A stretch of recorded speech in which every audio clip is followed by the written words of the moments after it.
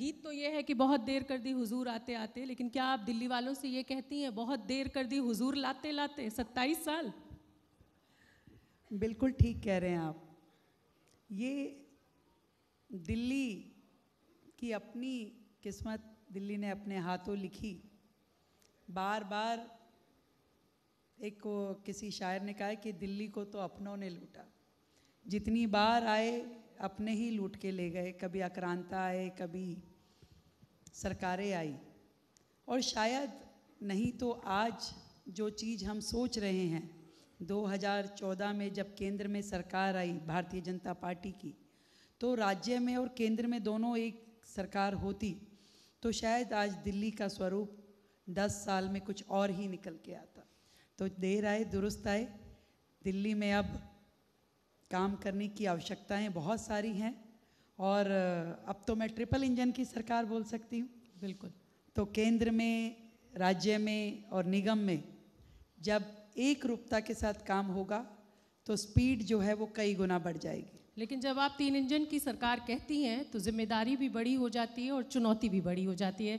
रेखा जी, जब भी मैं आपको देखती हूँ और मुझे लगता है यहाँ जितने दर्शक बैठे हुए हैं वो सब सहमत होंगे कि जब से आपने कमान संभाली है, एक जैसे कहते हैं ना, एक महिला जब घर में पहुँचती है, कहीं पहुँचती है, फेंटा बांध के कभी आप नाले में सफाई करवा रही हैं, कभी आप मैदान में कूड़ा उठवा रही हैं, कभी आप जिन तिलक ब्रिज के नीचे पानी इकट्ठा होता है वहाँ पहुँची रहती हैं। तो क्या लग रहा है, चुनौती, काम बहुत ज़्यादा है, समय कम? डेफिनेटली काम बहुत है, बहुत सालों का डेडलॉक है, बहुत सारी चीज़ें जीरो से शुरू करनी पड़ी है और इतनी सारी अव्यवस्थाओं के रूप में जो सिस्टम हमें मिला है उसमें दिल्ली के लोगों की अपेक्षाएं जितनी है उसके कारण से स्पीड को कई गुना ज़्यादा करके काम करना पड़ रहा है। और मैं समझती हूँ कि ये जो चुनौती हमें मिली है इस पे हम खरा उतरेंगे अपनी मेहनत के दम पे, अपनी निष्ठा के दम पे और अपने विज़न के दम पे। बतौर मुख्यमंत्री अब आप दफ्तर संभाल चुकी हैं। क्या अरविंद केजरीवाल सरकार ने अपने 10 से 12 साल के टेन्योर में कुछ भी अच्छा नहीं किया? क्या एक भी काम ऐसा नहीं है जिसको आप ये कहें कि अरविंद केजरीवाल ने ये किया है और अब मैं इसको आगे बढ़ाऊंगी? क्योंकि आपकी सीएजी की रिपोर्ट में आप सवाल खड़े कर रही हैं, आप बहुत तरह के सवाल खड़े कर रही हैं। देखिए, सरकारें वो बेहतर काम करती है जो जनता के बीच में से आती है, जिन्होंने सालों साल जनता की तकलीफ़ों को समझा हो और उनके समाधानों पे काम करना चाहा हो। अचानक एक आंदोलन में से निकलकर आप आए, ढेरों कस्में खाई, ढेरों वादे किए और एक मिसगाइडेड फायर के जैसे आपने दिल्ली को हाँकना चाहा, ये बिना समझते हुए कि एक्चुअल में दिल्ली की ज़रूरतें क्या हैं, किस दिशा में हमें चलना चाहिए।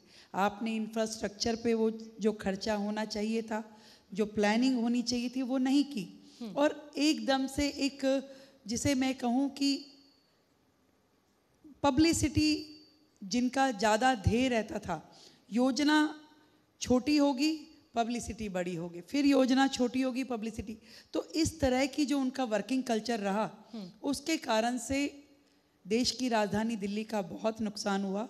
योजनाएं शुरू कही जरूर, एक्चुअल में वो कही हुई योजनाएं भी इम्प्लीमेंट हो जाती तो शायद दिल्ली का भला होता, पर कहने और करने तक का फर्क और वो रास्ता भी वो तय नहीं कर पाए। मतलब आप पिछली सरकार को 0 नंबर दे रही हैं, उन्होंने कुछ भी ऐसा नहीं मैंने किया। कहा करने और कहने के बीच का जो सफर था वो तय नहीं कर पाए। ठीक है। और उलझ गए राजनीतिक आकांक्षाओं के बीच। ठीक है।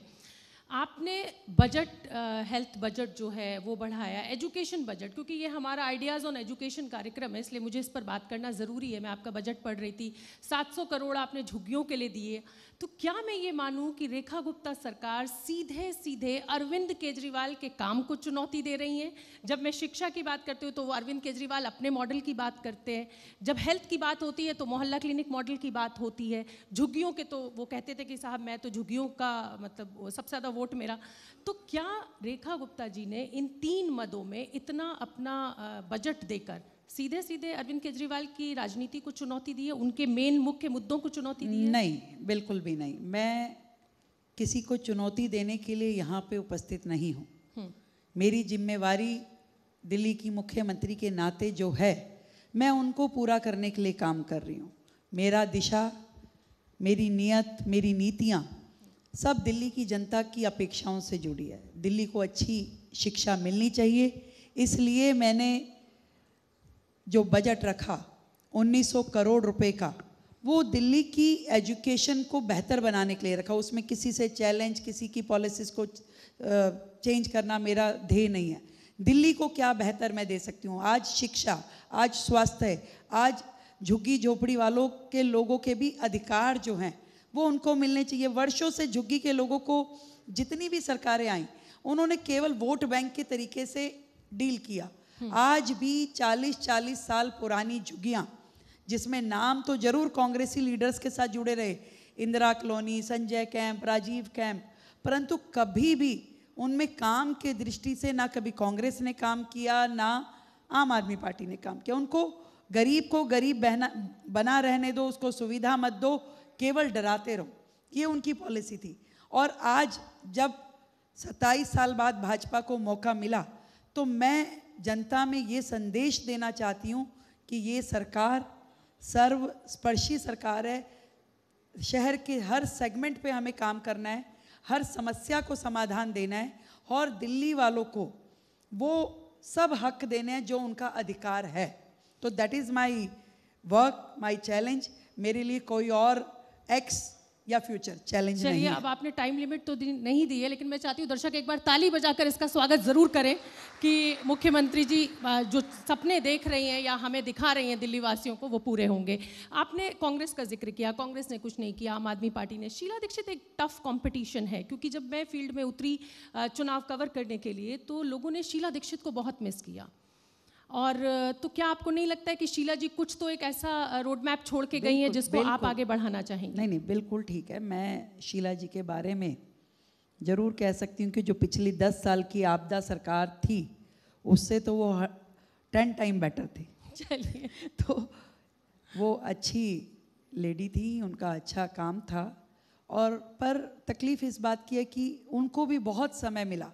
15 साल का समय, जो 15-17 साल का जो उन्हें मिला, बहुत लंबा स्पैन था। तो शायद वो और बेहतर काम कर सकते थे। दिल्ली आज आज़ादी को हम 75 साल पूरे कर चुके हैं और 100 वर्ष में जा रहे हैं, आज़ादी के स्वर्णिम शताब्दी वर्ष में हम जा रहे हैं। तो दिल्ली में हम सब यहाँ दिल्ली वासी बैठे हैं, क्या दिल्ली को एक्चुअल में वो मिल पाया जो दिल्ली का अधिकार है, जो देश की राजधानी जैसी होनी चाहिए? आप अपने मन से बताइए, बाकी कोई भी बताए। तो दिल्ली जो होनी चाहिए, अब मुझसे कई बार पूछा जाता है कि दिल्ली को आप क्या बनाना चाहती हैं, लंदन, पेरिस? मैं कहा नहीं, दिल्ली को दिल्ली बनाना है भाई। दिल्ली देश की राजधानी है, दिल्ली पूरे विश्व में एक स्थान रखती है, दिल्ली का अपना एक इतिहास, गौरव है। हम दिल्ली को कुछ और नहीं बनाना चाहते। दिल्ली वो बने जो उसका अधिकार है, दिल्ली के लोगों को वो मिले जो उनके लिए सही है, और दिल्ली में रहने वालों का दिल यहाँ लगे, मैं इतना चाहती हूँ। ठीक है, ये मंच बहुत बड़ा है और जी न्यूज़ एक जिम्मेदार चैनल है। पहलगाम में जो भी कुछ हुआ उसका जिक्र यहाँ ना हो, ये मुझे लगता है वाजिब नहीं होगा। पहलगाम में जो भी हुआ, एक बड़ा हमला हुआ, बड़ी दुर्घटना जिसको कहा जा सकता है, और उन पीड़ितों के साथ हमारी संवेदनाएं हैं। लेकिन मेरा सवाल इससे इतर कुछ और है आपसे, और मेरा सवाल ये है कि देश की राजधानी दिल्ली हमेशा आतंकवादियों के निशाने पर रही है। चाहे मैं पार्लियामेंट अटैक की बात करूँ, 2005 सीरियल ब्लास्ट की करूँ, 2008 की बात करूँ, इतने बड़े हमले के बाद भी मुझे दिल्ली की मुख्यमंत्री क्यों नहीं दिखी बड़े पुलिस अधिकारियों के साथ, सिक्योरिटी एजेंसीज के साथ बैठक करती हुई, या हम किसी हमले का इंतजार करेंगे और उसके बाद हम एक्शन में आएंगे? देखिए, आप भी वही बात कर रही हैं जो पिछले लोगों ने सोच बना दी। क्या दिखना ही सब कुछ है कि अगर मैं अधिकारियों के साथ में बैठकर फोटो खिंचवा करके सोशल मीडिया पे डालूं तो ही काम हुआ?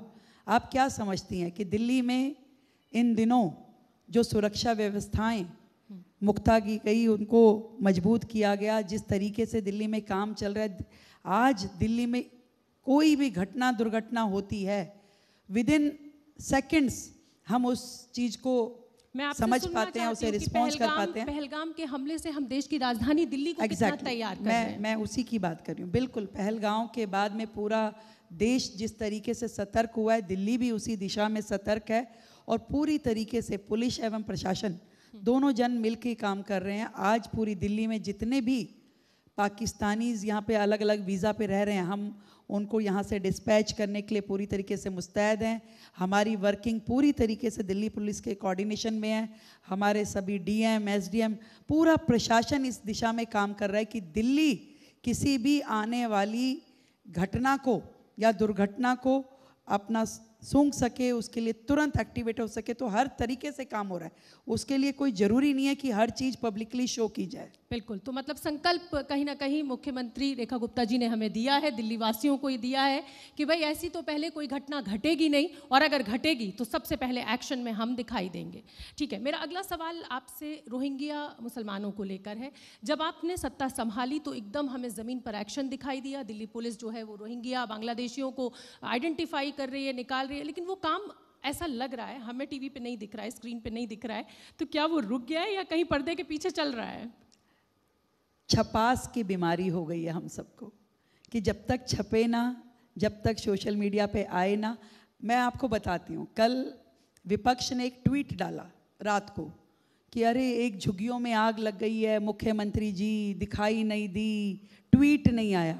मतलब ट्वीट आने से ही प्रेजेंस लगेगी?